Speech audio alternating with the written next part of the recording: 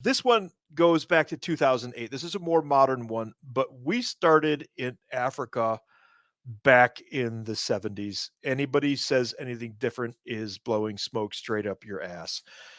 That whole area, control of the Mediterranean from the African coast, has always been a key objective.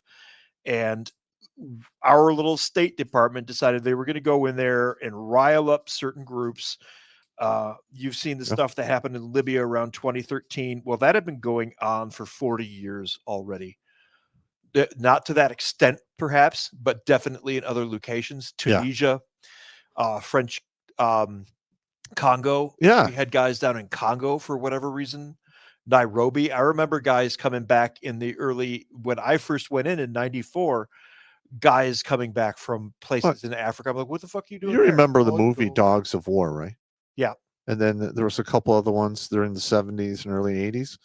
There was whole mercenary armies operating in and around Africa from various Western nations. And British Rhodesia did not fall until 1976. Correct.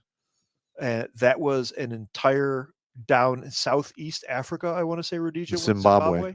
It's called Zimbabwe now. Yeah, it was Rhodesia back They're then. begging for white farmers now because Yeah, they good luck made a with that. mistake. They didn't know that the farms didn't just grow food. Mm. Anyway, we've been down there that entire time. Here comes the gaslighting there. They need more funds in there to fund their African, whatever the hell they're doing. So now we're going to make you sad and upset and gaslight you about starving African babies. Now we're going to take all of your money and just beg you for more money for starving African babies. That will make yet more world. starving babies. Yeah. It's a never-ending cycle, and Sam Kinison handled it best with his comedy routine. You see this? It's sand. You know it'll be in 100 years? Fucking sand! Yeah. I love that routine. Yeah, that's absolutely true. And we don't live there. Yeah. Because you can't eat sand. Yeah. But my thing is this, is we have, all right, let's just wrap our head around this real quick. All right, so we left Iraq. We left a bunch of shit behind there. We left Afghanistan and left enough shit behind to literally turn a shitbag country into a top 10 world power army. Just left it behind. No, we left the equipment to do that there, but the people were not there to do that. No, I'm just saying. Anyway, yes. And now we set up, because of fear and whatever, we have bases all over northern Africa droning people on the regular. Yeah. I don't remember ever hearing about anything resolution to make this happen. They just fucking did it. That's where we are right now. Now, you and I have both been to schools at Huachuca. Were you able to see some of the stuff that went on toward the western side of the base? Say again? Huachuca. No. The western side. No. There's a couple of airstrips out there, and they tested a lot of the drones when I was in. This was 20 years ago. We saw the initial stuff, the predators and the reapers that were going up when I was there at BNOC in 2003. Like, oh, that's really cool. I saw all those in Iraq in 2004 when I was there. You're welcome. Uh-huh.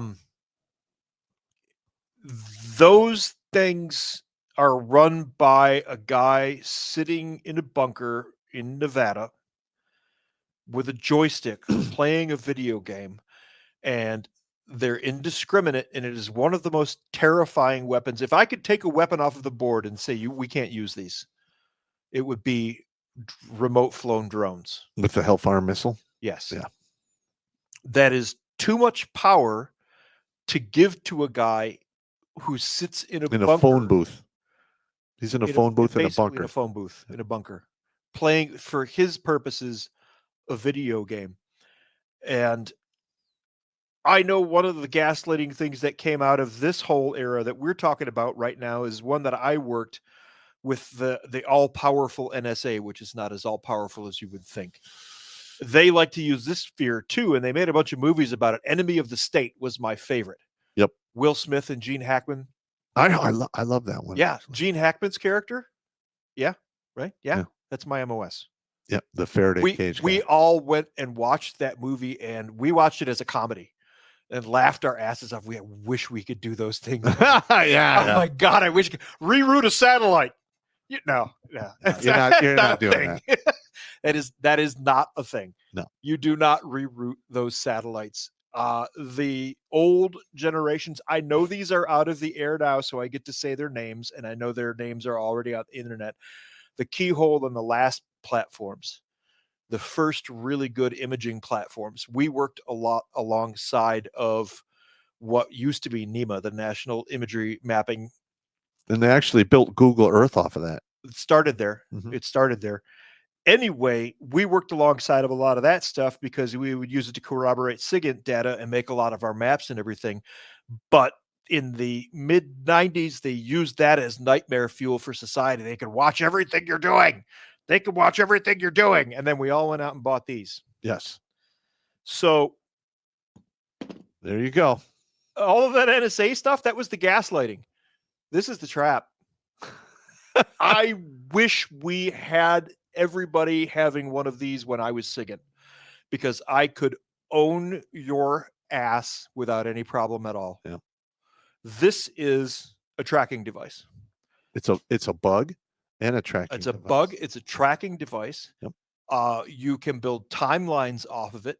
They're doing it right now in that Trump trial. I can do it off of my own foot. And here I am. I worked in that world and I know these things and what they can do. And I still carry one because I'm comfortable with it.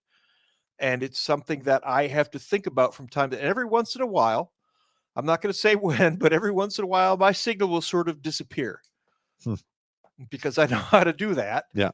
And sometimes I just leave it at home. And then there's the I leave it at home. But almost everybody in the United States of America watched all of those movies about the NSA and how they could watch you through everything and blah, blah, and fear this and fear that. Meanwhile, they're sitting there at the movie theater with the perfect tracking device. Correct. In their pocket. 100%. And you listen, I have no idea how to turn off the tracking or anything because let's be honest, you can't.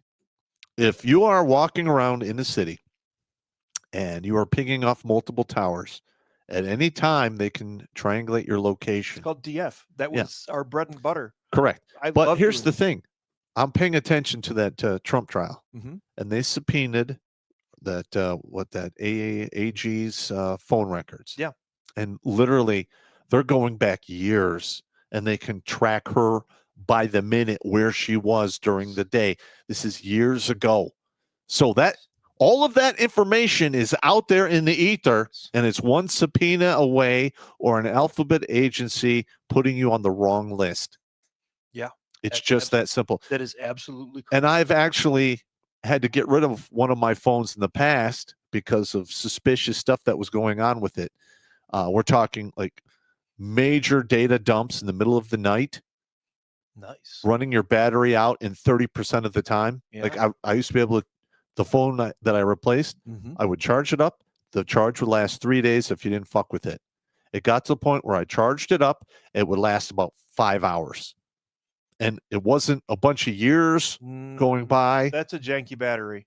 No, you can look it up when it does all those data dumps. Yeah. And it's always in contact and pinging. It burns your battery out. Okay. I'll have to look into that. I'll admit that I got pretty lax after I got out with a lot of that stuff. I stopped paying attention to that. You got to stay on top of that. Yeah. I still know how to do a lot of it, but I personally got lax, mostly because I don't care anymore. They know who I am. They've come to my house.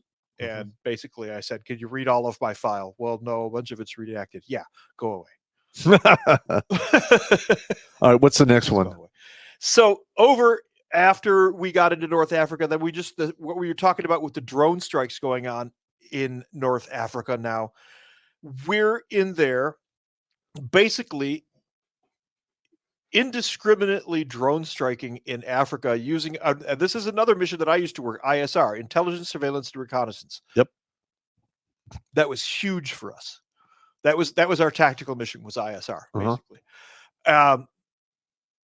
These drones are going into these countries And this is where they create the hatred for America because they know that we're the only ones who have these drones. Mhm. They know that. And it causes resentment in those countries.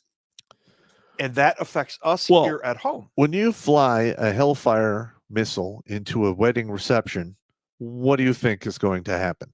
Big kaboom. Yeah. But a lot of people, listen, maybe you get the principal guy that you wanted to get, but there's a lot of collateral damage.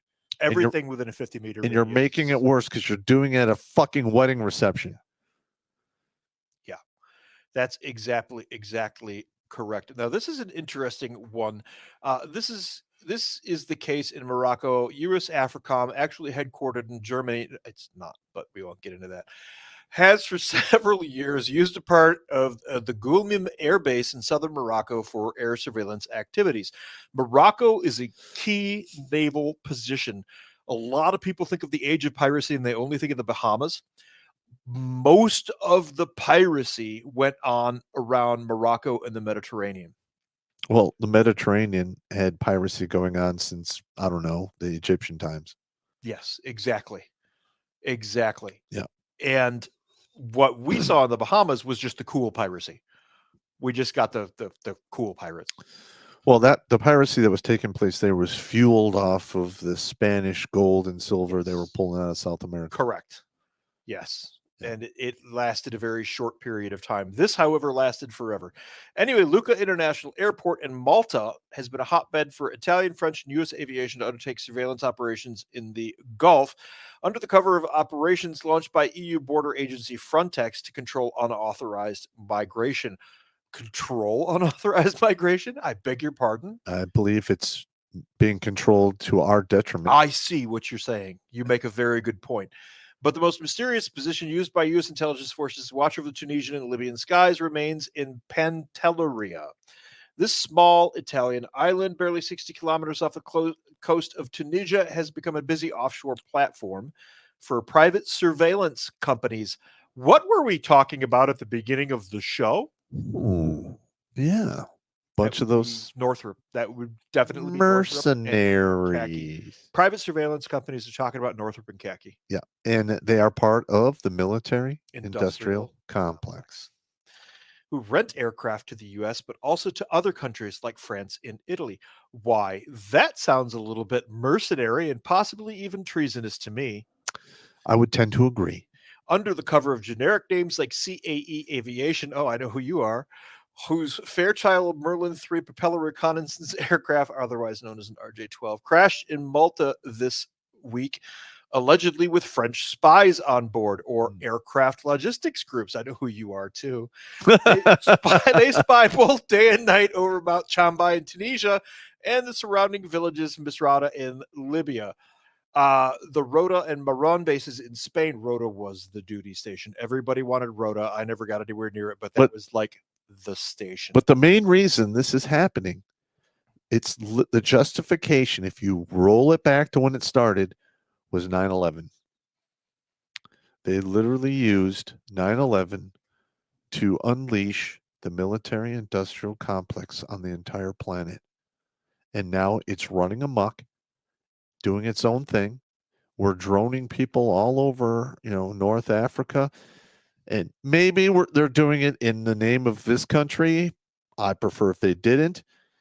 But for the most part, I think that they're literally off the leash and they're looking for the next payday. And they are controlling the government. On top of that, money talks and bullshit walks. And they're just doing the next thing to get more money.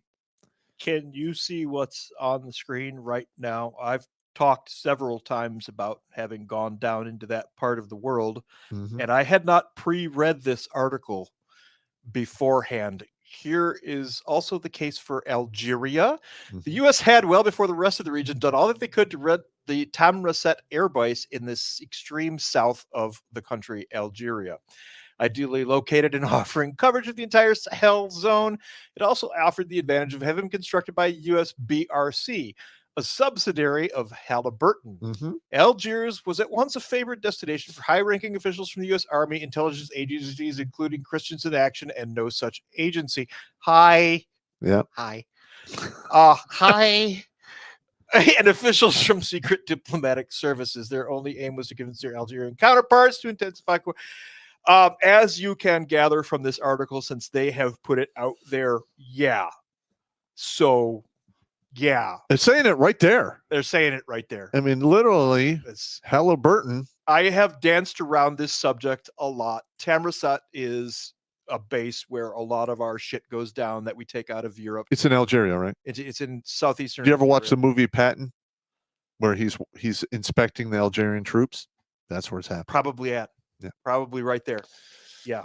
Yeah. So it's nice to know that that's out in the open anyway. At least I can say, hey, Tamarasat, that's where I saw slave markets. Yep. Was in that part of the world. I myself have never been in that country.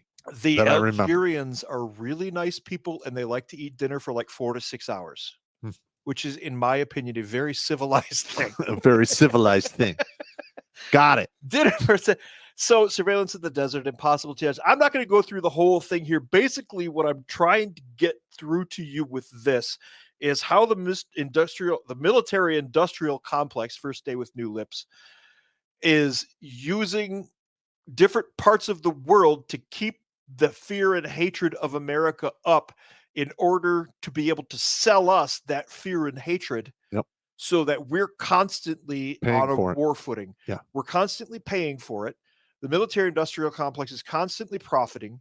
We constantly believe that these people all hate us, never really understanding why, and that it's our companies and our State Department that are causing these things. I was there. It's a vicious circle. I was physically there. This stuff is happening. Your country is basically gaslighting foreign countries into hating you so that you can see how much they hate you, so that you build up a patriotic frenzy to want to go over there and kill some people who hate you. Or throw money at the problem, which Americans are really good at. Yeah, we're very good at that. We're very good at that. Oh, I broke open my very deep cut on my knuckle. That's okay. It'll be fine. You all right? Yeah. Okay. I cut down to the bone on my finger and thought it was more healed than it is. Is it bleeding? It is. Bad? No. Okay. I'm not going to bleed to death from it.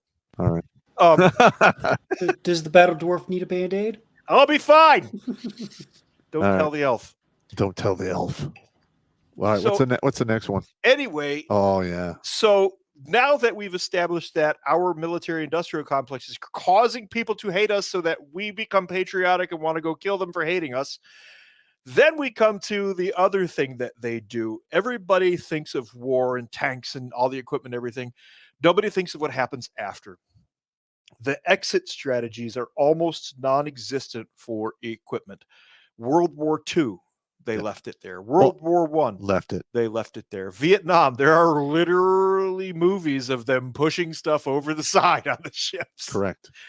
And in both Iraq and Afghanistan, we walked away from so much equipment, and you paid for all of that equipment. Your tax dollars paid khaki, paid Northrop Grumman, paid GM, paid Ford and Chrysler to build a lot of those. To build all of these things. Who's the company that builds the engines? Not Sikorsky, but there's another one too. Bell? Bell, I think Bell. Yeah. I think it's Bell. All of your tax dollars went into this to feed the war machine. And when they're done, they just leave their toys there.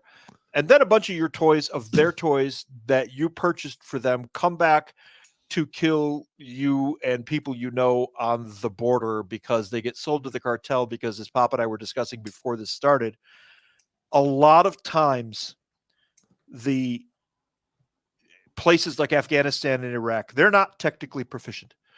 No. Every big piece of Army equipment, you're looking at these Black Hawks here on the screen. That's not a Black Hawk. Or that's not a Black Hawk. What is that? That's I think that's it's a Sea French Stallion. helicopter. It's a Sea Stallion. No, look at the engine pods. And it's a hip. It's a Russian design. Yeah. I think that's a Russian design, which explains the paint job. Yeah, okay. Anyway, helicopters like this. Let's go with that. They don't know how to operate them or maintain them. or maintain them. Every one of these vehicles comes with a -10, which is the operator's manual. Anybody who has ever served any time in the military has handled a -10. A -10 is basically the maintenance the operator gets to do. Then We were so bored waiting for a class at Huachuca one year that we wrote the -10 for a beer can, and I still have it. We decided that the beer can needed a -10. Now, on top of the -10, the helicopters and any other piece of equipment that has more than one moving part will also have a 23 and P, which is the maintenance manual with parts. That's what the 23 Good luck with that. P part is. Well, you have the 20 level, 30 level, 40 level maintenance. Yes. 40 level maintenance is pretty much done at the manufacturer. Correct. Yeah. 30 level means it's going all the way back To like the main base. Corps or Army or whatever. 20 level can be done in At the theater battalion at level, battalion or yeah. above. Mhm. These manuals are fairly technical, and Iraqis and Afghanis just can't handle it. I'm sorry, they can't.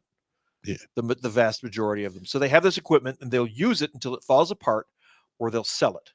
More than likely, most of it will be sold. Correct. And Or we're they already- decide to take it for a joyride and crash it into a sand dune. Well, these things happen. yeah, there were a couple of videos of that. I've Afghanistan. seen the videos of the Blackhawks going for a joyride, and they pretty much put the saying taking off is optional, landing is mandatory. It's true. That's true. And Aloha Allahu Sandbar, I think. Aloha snack bar. Well, here's the thing: Aloha Snack Bar. is I was reading some articles in regards to the Mexican government throwing a shit fit because the drug cartels have military grade equipment. Yes. Where do you think they're getting this equipment from? They're getting it from our failed war zones where we don't police up our own shit, and we just leave it behind. This or is we're, so fucking asinine. or there is no oversight or audits being done, and AT-4 rocket launchers that are supposed to go to Ukraine are starting to show up in the hands of Mexican cartels. We've had our Department of Defense fail 6 audits in a row. 6. They haven't passed one in like the past 20 plus years. Watch Grunt Speak live every Tuesday and Thursday at 8 p.m. Eastern. And if you want to join Pop for Supporters Sundays, go to redonkulous.com/donate and make a monthly pledge. A link is in the Meat Gazer box.